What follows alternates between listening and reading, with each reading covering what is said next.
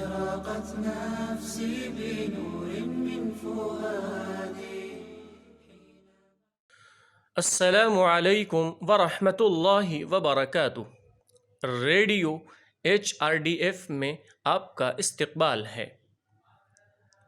عراق سے ایک عالم امام مالک کی تلاش و جستجو میں مدینہ پہنچتا ہے۔ ان کے آنے کی وجہ کچھ سوالات کے جوابات معلوم کرنے تھے۔ امام مالک نے ان کے کچھ سوالات کی وضاحت کر دی، لیکن کچھ مسئلوں پر خاموشی اختیار کی۔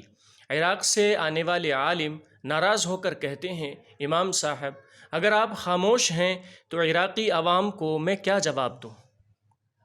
امام مالک کے لیے یہ عزت کا سوال تھا، لیکن امام صاحب غصہ نہیں ہوئے اور کہا، تم ان سے کہنا امام مالک کچھ نہیں جانتے ہیں۔ امام مالک بلا جھجک ان کا جواب دیتے ہیں۔ عقل مند آدمی صرف اتنا جواب دیتا ہے جتنا اس کو علم ہوتا ہے۔ عقل مند دینی باتوں میں بہت احتیاط کرتے ہیں اور بہت محتاط رہتے ہیں۔ ان کا بولنا یا خاموش رہنا تعریف سننے کے لیے نہیں، بلکہ ایک مسلمان ایسا ہی ہوتا ہے۔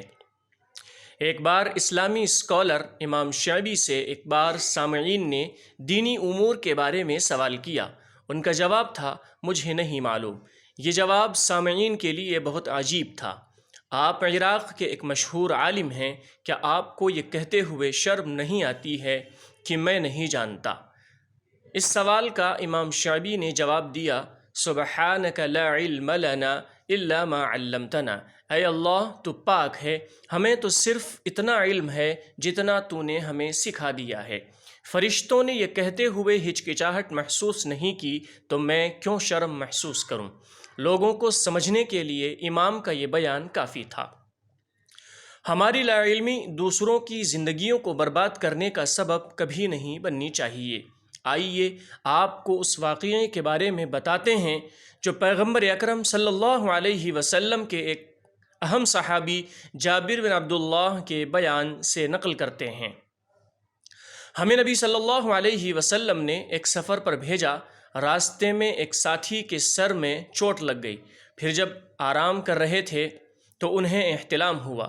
صحابی نہانے اور نماز پڑھنے سے ڈر رہے تھے کیونکہ ان کے سر میں زخم تھا۔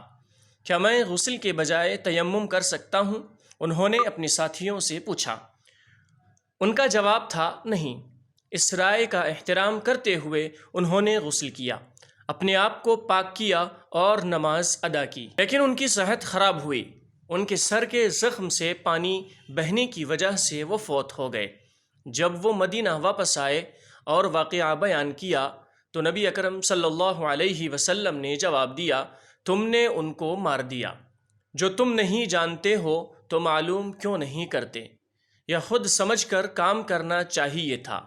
سچے مومنین کی خوبی یہ ہے کہ وہ بے بسی کے بجائے جانکاری حاصل کر کے صحیح کام کرنے کی کوشش میں رہتے ہیں۔